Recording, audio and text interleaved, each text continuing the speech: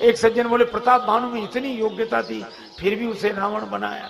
रावण तो हमने कहा इसमें परेशानी, बोले परेशानी की तो बात नहीं, इतना योग्य व्यक्ति और रावण बना। हमने कहा आज भी श्री रामलीला होती है तो रावण योग्य कोई बनाया जाता है कि चाहे जिसको बना दिया जाता है? आज भी रामलीला हो तो रावण किसी योग्य कोई तो बनाया जाएगा, और दिखने में ही रावण दिखे और योग्यता ना हो। मैंने सुनी थी कि किसी गांव में श्री रामलीला थी, रावण का अभिनय करने वाला पात्र बीमार हो गया, उसे शहर में ले गए, बने कौन? और कोई एक बैठ जाए मुकुट लगा कि आज का काम चलाना है। तो एक मिठाई बेचने वाला हलवाई था, बुद्धू मोटा ताजा, गांव वालों ने कहा बड़ा योग्य है पर अपनी अभिनय की कला को छिपा के रखता, आप तो पीछे पड़ जाना। वो बेचारा बुद्धू नाम इसलिए रखा था, बहुत सरल आदमी। रामलीला कमेटी वाले गए कि हमारी लाज रख लो। बुद्धू बोला मिठाई बेचते हैं कि लाज रखते हैं? भैया तुम रावण बन जाओ। बोला हमें कुछ नहीं आता। बोले यही तो आपकी महानता है कि छिपा के रखते हैं आप अपनी कला। अब वो बहुत मना करे, बोले नहीं नहीं नहीं, फिर बुद्धू कैसा जो मान ना जाए। बोले तो अच्छा कहना क्या है? बोले कुछ नहीं कहना, आप तो योग्य हो, आप इतना ही कहना कि मैं दशानन हूं, मैं लंकापति हूं, बस। बुद्धू मान गए। दिन भर यही रटे लोग, मिठाई खरीदने आए, मैं लंकापति हूं, मैं दशानन हूं। तो क्या हो गया इस बुद्धू को? रात्रि को जब स्टेज पे मंच में मुकुट लगा के बिठाया बुद्धू, तो उसका शरीर तो ऐसा लगे कि हाँ सचमुच बड़ा। पर लीला मंडली में जो अंगद जी बने थे, विनोदी स्वभाव को, उनको पता था, उन्होंने और कोई पाठ तो दिया नहीं, अंगद जी जैसे ही सामने आए तो और तो कुछ कहा नहीं, यही कहा कि बता तेरा क्या नाम है? मूर्ख बता दे बेगी का है तिहारो नाम, पूछो चाहत अंगद श्री राम को सहाय हूं।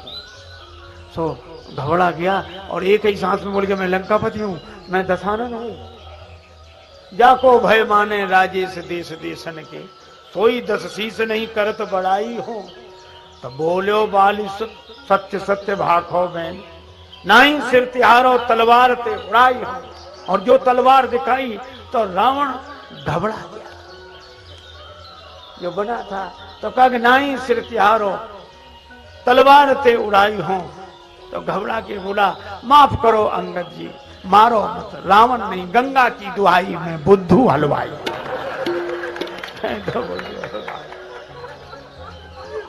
तो ऐसे वैसे को रावण बनाएंगे, यही होगा।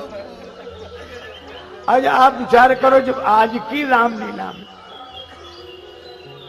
जब मनुष्य राम जी का रूप धारण करे, जब मनुष्य राम जी का रूप धारण करे तो भी योग्य रावण चाहिए, और जब स्वयं भगवान ही श्री राम जी ही मनुष्य रूप धारण करें तो कितनी योग्यता चाहिए। इसीलिए मैं कहता हूं कि राम जी का सखा दास सेवक बनने के लिए तो जो योग्यता लगती हो सो लगती हो, पर राम जी का शत्रु बनने के लिए भी कम से कम प्रताप भानु जितने पुण्य चाहिए, प्रताप भानु जितनी योग्यता चाहिए। ये भगवान की इच्छा है, जय विजय उन्हीं के पार्षद है। यही तो रावण कुंभकर्ण है, तो भगवान इन्हें अपने में लीन करते हैं। तो ये काल की बात, और इसीलिए प्रताप भानु प्रसंग समय पाए पुण्य सुन सोई राजा, और आपन अति असमय अनुमानी, फिर समय फिरा तई कल, समय प्रताप भानु कर जानी, आपन अति असमय अनुमानी। तो कुंभकर्ण ने जो कहा भयउ काल बस वीर।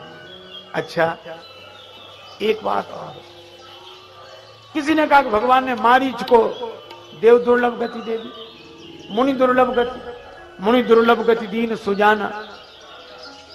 तो मारीच कोई भक्त है, मारीच कोई संत है, चलो मान लो कुंभकर्ण को अपने में लीन कर लिया, रावण को भी अपने में। ये इतनी ऊंचाई भगवान क्यों देते हैं?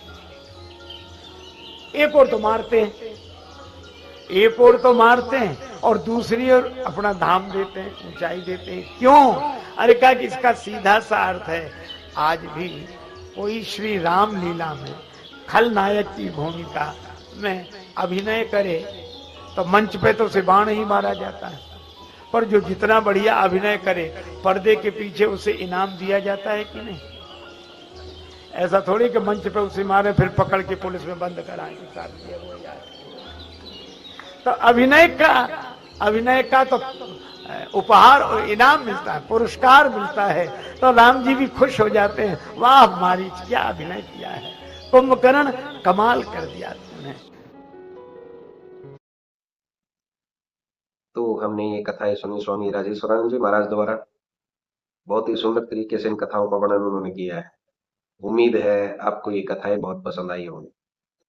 अगर आपको ये कथाएं पसंद आई हैं तो चैनल को सब्सक्राइब कीजिए, वीडियो को लाइक और शेयर कीजिए, ताकि इस तरह की प्रेरक और हास्य कथाएं हम आपके लिए लेकर आते रहें। आपका बहुत बहुत धन्यवाद।